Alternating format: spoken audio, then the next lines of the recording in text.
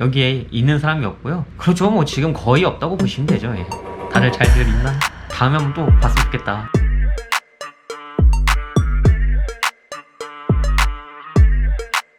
예, 안녕하세요. 저는 에이플래닛의 박대현이고요. 현재 문화예술기획사인 에이플래닛과 종합 디지털 에이전시인 AKP 회사의 지금 대표를 맡고 있습니다. 9년 그때 을지로로 이제 처음 접하게 됐고 2011년 때부터 활동을 해왔으니까요. 거의 한 22년 정도 지난 것 같습니다.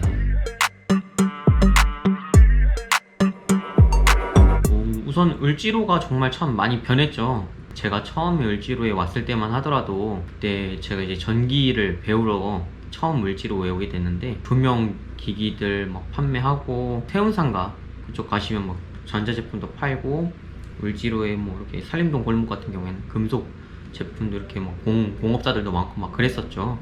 지금은 그런 게 다 없어지고 아무 그냥 도매상들 큰 종합 도매상들만 남아있고 주변은 뭐 이제 굉장히 오피스텔이나 아파트들이 많으니까 아무래도 제가 옛날에 봤던 그런 을지로와 현재의 을지로는 굉장히 다른 모습이라고 생각이 많이 드네요.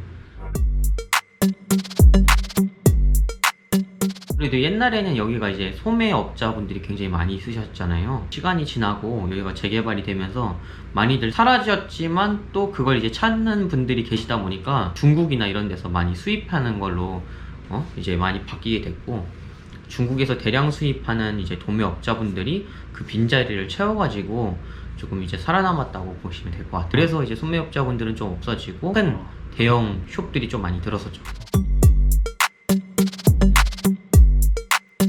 20년 전에 있을 때만 하시더라도 그때도 나이가 다들 이제 거의 70대? 막 60, 70대, 80대 그때 그 정도의 나이가 굉장히 많으신 분들이 많으셨었고 후계자가 사실 이런 힘든 일들을 요즘의 젊은 세대나 그때 당시에 젊은 세대분들이 사실 이어서 하는 거는 무리다 보니까 이게 명맥이 좀 이어지기가 좀 어려워요. 재개발되면서 다들 이제 노년이시다 보니까 좀 은퇴하는 경향이 좀 많았었죠. 단가 경쟁력이 부심제조라고 한다지만 가까운 중국이나 쉽게 요즘엔 또 물류에 대한 게 많이 발전되니까 중국에서 수입해오는 게 하루밖에 안 걸리니까 한국에서 만드는 것보다 단가도 좋고 그래서 더 이렇게 도매상들이 더 이렇게 유통상들이 잘 되는 것 같다고 생각이 들어요. 저도 그게 궁금해요 사실. 저도 이제 을지로에서 문화예술 작업을 참 오랫동안 해왔다고 생각이 드는데 근데 그 많은 예술가분들이 다 어디 갔을까? 솔직히 근데 뭐 을지로 말고도 활동할 수 있는 데는 많잖아요. 을지로 워낙 땅값도 비싸고 임대료도 비싸고 옛날이야 그래도 도시재생 막 재개발할 때 그때는 가격도 이제 좀 저렴하고 그랬지만 지금은 워낙에 다 빌딩에 이런 데는 평균 월세가 너무 비싸거든요. 저희도 문화예술 활동을 하긴 하지만 또 한편으로 이렇게 저희는 회사로서 수익을 얻을 수 있는 일들을 하거든요. 그러니까 이제 단순히 예술가분들이 활동하기 좀 어려운 공간이 됐다고 이제 생각이 들죠.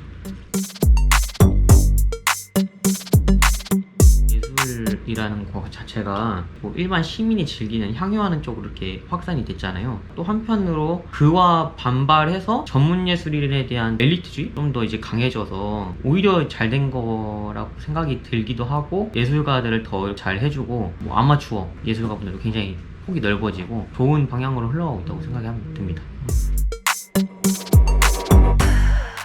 사실 옛날에 한때는 개발되고 이러는 모습들이 굉장히 불편하고 시위하는 데도 참여하고 막 그랬었거든요. 그런데 이제 시간이 지나서 이렇게 오니까 사람이 손으로 강물이 흐르는 걸 막을 수는 없잖아요. 자연스럽게 그냥 흘러가는 게 되는 거 아닌가. 한편으로 아쉬운 거는 서울의 모습이 너무 도시화되는 모습들이 개성이 없고 무작위로 개발만 되는 그런 모습들 때문에 천편일률적인 모습이 되는 거 아닌가 라는 그런 생각이 들기도 합니다.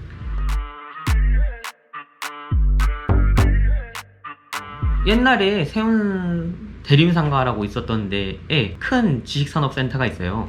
예, 거기에 지금 저희가 뭐 810동에 입주해 있고요. 지식산업센터 내부에 빌딩형 공장을 저희가 810호, 11호 나눠서 이렇게 크게 쓰고 있습니다. 구명 제품도 제작하고 제품도 만들어서 판매하고 공장 사용하고 있어요. 을지로가 옛날에 기업들이 많이 몰려있다가 개발되면서 뭐 사라지신 분들도 많지만 또 이렇게 내부형 공장이라든가 빌딩 공장 이런 데로 많이 들어오신 분들도 많거든요. 그때 당시에 가지고 있던 사장님들과의 네트워크가 완전히 사라진 건 아니에요. 그리고 뭐 인쇄 사장님들도 뭐 주변에 이렇게 공장에 들어가 계시고 뭐 제작하시는 사장님들도 일부 이렇게 들어와 있고 이러다 보니까 오랫동안 이렇게 남아 계신 중견 정도까지 크신 분들은 딴 데 안 가고 월세가 좀 비싸도 여기가 또 서울 중심지다 보니까 또 메리트가 있거든요. 여기에 계시니까 계속 이렇게 네트워킹으로 또 일부 저희가 이득 보는 부분이 있죠.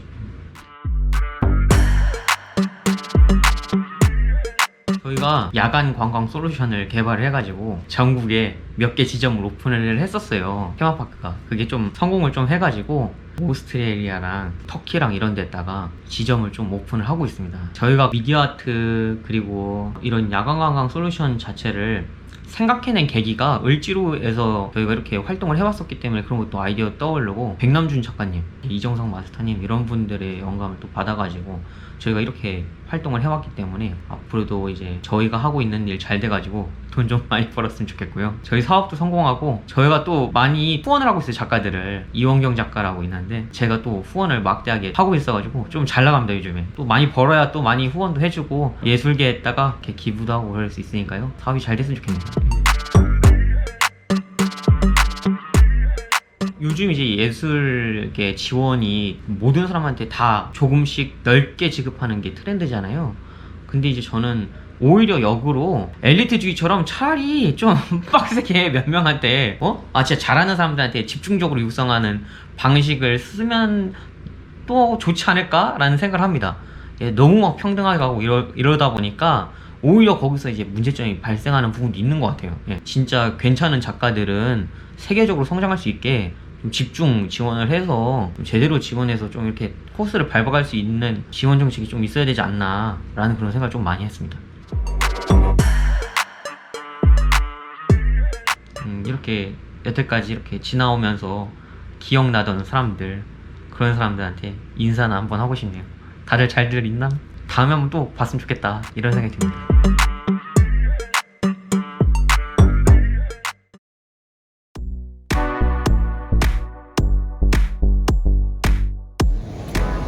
안녕하세요. 저는 이름은 고대웅이라고 하고요. 까마득하지만 2016년부터 을지로에서 활동을 해오고 있고요. 거점은 조금씩 길을 따라서 왔다 갔다 하긴 했는데 계속 이 인근에서 머물면서 많은 작가들 만나고 작업실 운영하고 있습니다.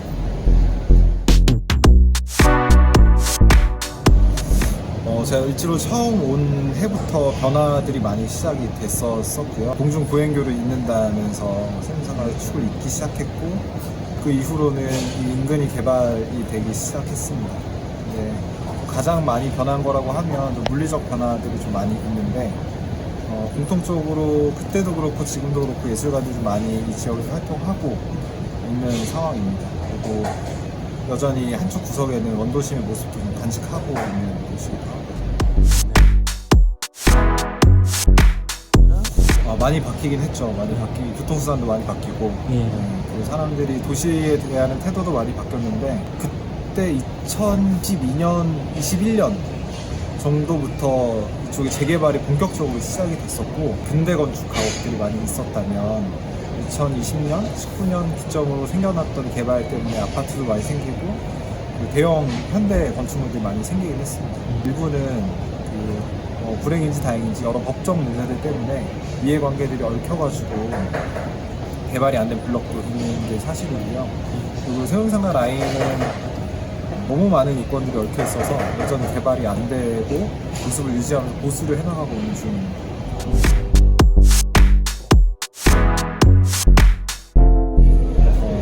예전에도 그랬지만 2014년부터 예술가들이 자리를 되게 좀 많이 잡기 시작했고 그게 가장 확대됐던 때가 2024년 정도였던 것 같아요.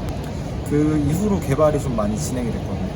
근데 다행인 거는 법적으로 좀 제도가 정비가 돼서 신축으로 지어지는 건물들 안에 일부 예술 공간들이 필수로 있어야 되고 저렴한 임대료로 작가들에게 제공돼야 된다는 조례가 좀 개정이 돼서 일대 개발됐던 곳에 이전에 있었던 작가들 그리고 새로 성장하는 작가들이 계속 유입될 수 있는 거점들이 좀 마련이 됐습니다. 그래서 그곳에 계신 분들, 그러니까 이전부터 그렇게 새롭게 유입된 분들이 어떻게 다르게 활동하고 있는지에 대한 아카이빙을 진행을 하고 있고요.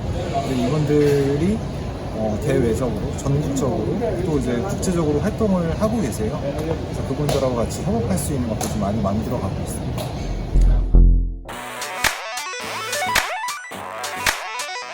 되게 많은 분들이 노력을 해주셨어요.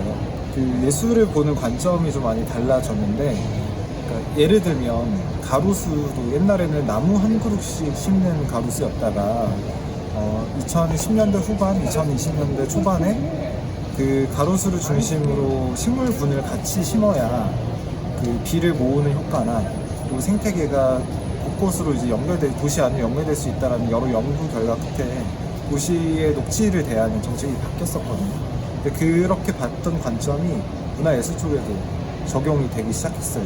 그래서 보통 이제 문화도시를 만든다거나 문화예술 사업을 할 때 거대한 공연장을 만들거나 전시장을 만드는 식의 도시계획이 많이 들어갔었지만 그 공간들을 중심으로 예술가들이 작은 규모로나 큰 규모로 포진을 해야 되고 각자의 색들로 퍼져나갔을 때 도시의 문화 생태가 다양해질 수 있다는 안이 2023년 정도부터 그런 것들이 확대가 되기 시작했고요. 그것에 공감하는 정치적으로도 그 젊은 청년들 또 예술을 업으로 삼으셨던 분들의 이해도가 있으신 분들이 정계 쪽으로도 진출하시거나 그들의 목소리를 좀 많이 듣게 되면서 시의회에서 조례를 개정했습니다. 그래서 당시 도심을 재정비하고 재개발을 하는 게 키워드였었는데 그 안에 그런 제도가 정비되면서 아주 저렴한 임대료로 작가들에게 제공되고 많은 예술가들이 쓸 수 있는 공간들이 늘어날 수 있게 됐어요. 이제 개발이 되면서 평면적이었던 도시가 입체적으로 바뀌게 되면서 표면적이 굉장히 넓어지게 됐죠.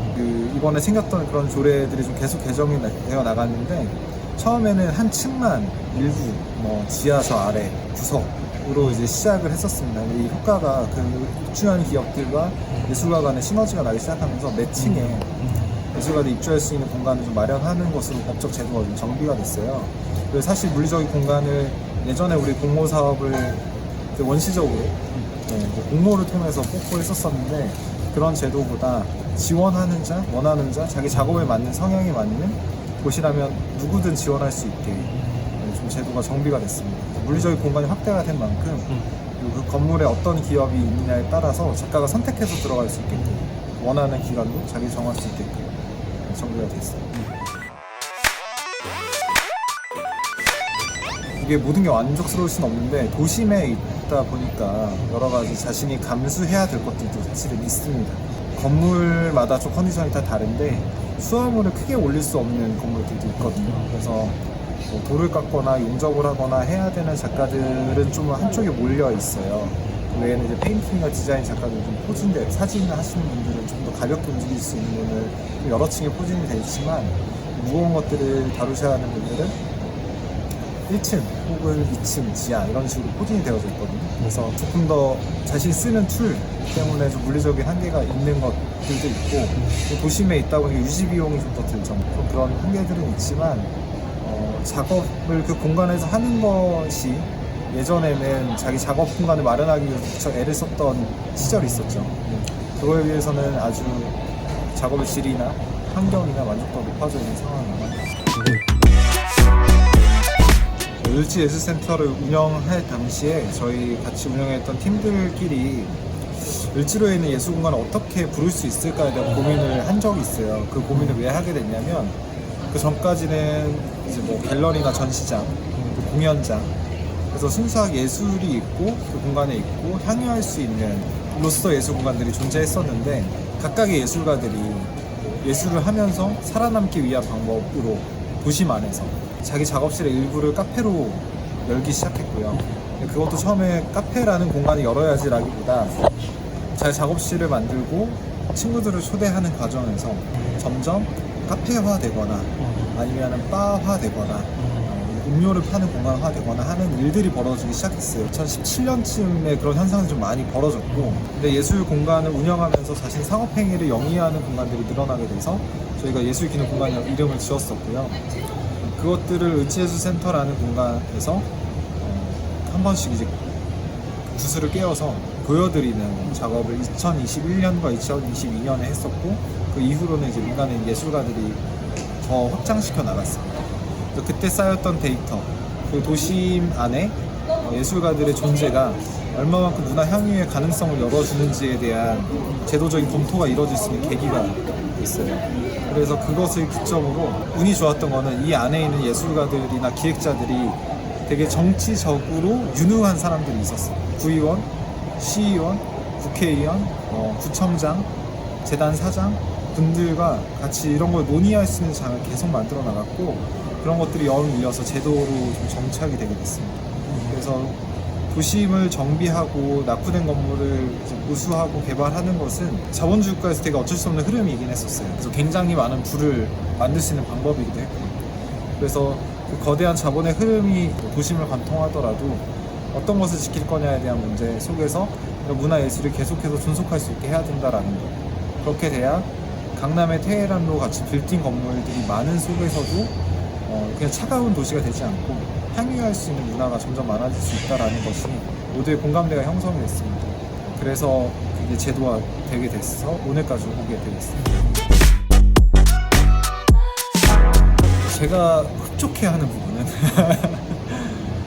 이 도심이라는 이 지역 안에 계속해서 젊은 사람들이 예술가로서 성장하고 싶은 사람들이 와서 뭔가를 할 수 있는 기회가 생기고, 그들이 만들어낸 것들을 누군가 보러 오고 그것을 소비하게 되는 그 시스템이 생겼다는 것이 매우 좋은 점인 것 같아요. 그래서 이게 국내뿐만 아니라 국외에서도 계속해서 모여들 수 있는 어떤 펌프 역할을 해주고 있고, 이 도심의 많은 공간들에서 생겨난 것들이 가까이 있는 DDP나 시립이나 국형같이 굵직굵직한 디자인이나 순수미술을 다루는 공간들이 다시 공급되고, 그것이 다시 순환될 수 있는 이런 도시 안에서 문화가 순환되고 향유될 수 있는, 또 성장할 수 있는 시스템이 만들어진 것이 매우 좋은 현상이라고 생각합니다. 언제까지 이러고 있을지 모르겠다는 걸 매해 생각을 했고, 그게 벌써 16년 정도 됐는데, 당장에는 이곳에 있는 분들이랑 같이 어우러지는 게 되게 좋아요. 근데 저도 이제 나이가 40대 중반을 넘어서니 빠져야 될 것 같아요. 그래서 지금 좀 좋은 데를 보러 다니고 있는데, 원체 요즘에 빈집이 많아서 들어가서 살만하면 하고 마당이 좀 있고, 저희 강아지들이 나이가 많이 들어가지고 같이 좀 편하게 쉴 수 있는 그런 곳을 찾고 있습니다. 그곳에 가서는 이제 제 작업을 좀 하고 싶어요.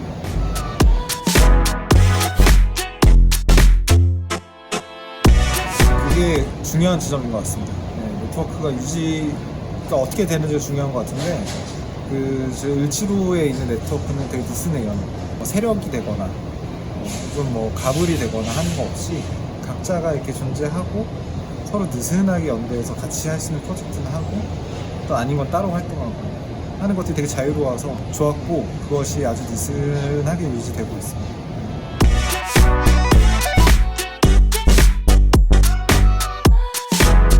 최근 이슈 중에 이제 우리가 기차 타고 대륙으로 나갈 수 있게 될 가능성이 점점 열리고 있어서, 이제 마지막 남은 사회주의 국가와의 교류도 많이 일어나지 않을까, 그리고 대륙을 통해서 오가면 또 다른 거점이 되어주지 않을까, 그리고 이곳이 만들었던 가치가 다른 곳으로 또 전이될 수 있지 않을까 라는 기대를 좀 하고 있습니다. 지금 을지로라는 말이 옛날에 음악에서 홍대가 그랬고 영화에서 충무로가 그랬던 것처럼 한 미술 신의 상징어처럼 되어져 있는데, 이렇게 되게까지 되게 많은 분들의 노력이 있었고 또 보이지 않는 도움이 있었거든요. 그래서 그런 분들께 모두 감사드리고, 같이 앞으로도 이 문화예술을 향유해 나갈 수 있는 거점이 되길 희망합니다.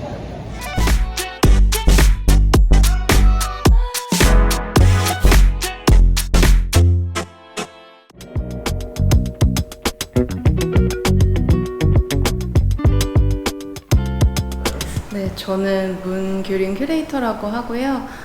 조금 더 어떤 학예사보다는 그냥 큐레이터라는 직업에서 어떤 베리에이션이 다양하지만 약간 작가들과 뭔가 작품을 빌드업해서 전시를 만들고 있는 문규린이라고 합니다.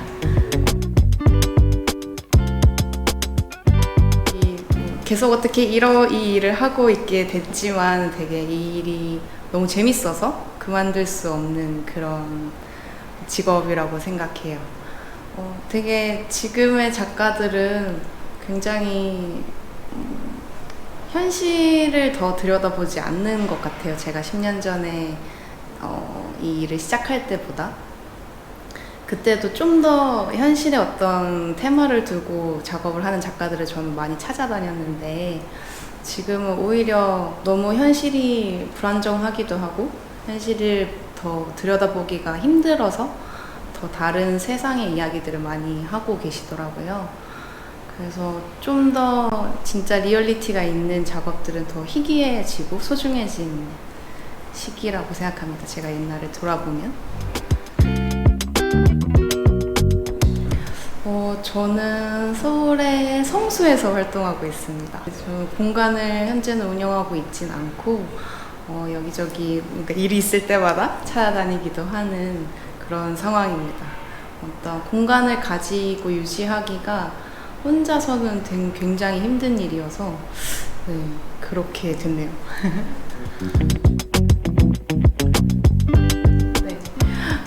제가 을지로에서는 한 3년 정도 있었고 지금도 한 번씩 찾아가긴 하는데요.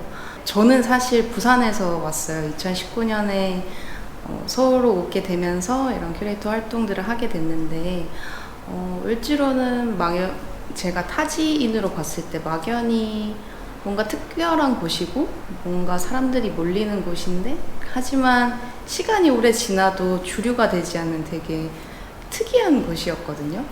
그 을지로의 특성은 신기하게도 막 이태원처럼 몰락해버리지도 않고 여전히도 유지하고 있더라고요.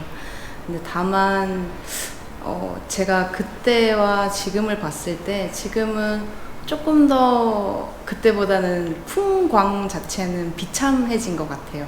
어떤 제 개인적인 감정으로는. 왜냐면 그때 한창 이슈였던 세운상가를 허물어 버리겠다 이런 이슈들도 있었고 그게 막 정권들이 계속 바뀌고 하면서 어떤 일부분은 무너지기도 했고 일부분은 다시 보존을 하느라 어쨌든 플러스 마이너스 0이지만 그 어떤 세력과 이권 다툼 때문에 조금 더 그 비참함들이 묻어나 있는 상태인 것 같아요. 그래서 지금은 조금 씁쓸한 마음도 있고 제가 예전에 기억하던 을지로는 정말 일부만 남아있기도 하더라고요. 제가 또 그때 활동했을 때는 그때도 마침 재개발 재건축 사업들이 이제 시행이 되면서 공간들이 한 곳에 몰리게 되는 현상이 생기더라고요.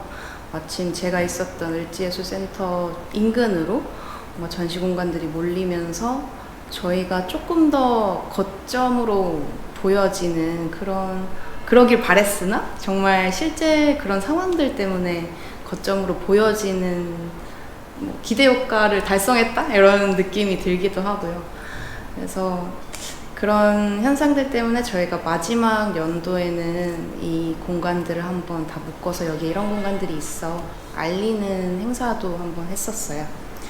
지금은 많이들 없어졌더라고요. 제가 지금은 다들 어디로 가셨는지 모르겠는데 그래도 큐레이터 분들은 이제 다 독립적으로 활동하시니 연락이 닿아서 물어보면 공간은 없지만 여전히 활동은 하고 있다. 그때가 참 재밌게 할 수 있었다. 그리고 너무 실험적인 것들도 그곳에선 다 가능해서 너무 즐거웠었다. 라는 이야기들을 하시더라고요. 제가 을지로에 처음 2020년에 와봤을 때 제가 느낀 감정이 딱 그거였어요. 해외여행 가면 시장을 가게 되거나 우연히 관광지가 아닌 사람들이 노동하는 현장을 지나게 되면 그 느껴지는 에너지들이 있는데 그게 제가 뭐 한국에 있거나 서울에 돌아다닐 때는 별로 못 느끼다가 을지로 골목을 돌면은 항상 그 느낌이 들었었거든요. 근데 그게 참 내가 아침에 이렇게 출근하는 길이 되게 특별하다 이런 감정을 불러일으키던 그런 생동감이 있다고 해야 되나? 사람이 사는 냄새가 난다고 해야 되나? 그런 느낌을 주는 곳이었어요. 지금은 사실은 공장들도 많이 없어지고 오히려 그 재개발이 시행되지 못하고 사람만 몰려난 상태로만 남아있긴 하지만 그래도 그 에너지는 못 느껴도 옛날에 어떤 낡은 모습은 그대로 정말 일부분 유지되어 있다. 거기서 되게 암암리에하고 있는 것 같아요. 뭔가 예전에는 사람을 많이 모으기 위해서 오피셜하게 했다면 지금은 정말 아는 사람들만 더욱더 갈 수 있게 정말 건너 소개를 해서 이런 행사 할 건데 혹시 올래? 어떤 누군가의 눈치를 보는 것 같기도 하고 다른 곳에서 하는 행사는 그렇지 않은데 을지로에서 하는 행사들은 그렇게 조금 조심스럽게 진행을 하시더라고요. 그래서 몇 번 못 가보긴 했지만 그런 행사를 한다라는 말은 건너 듣긴 했거든요.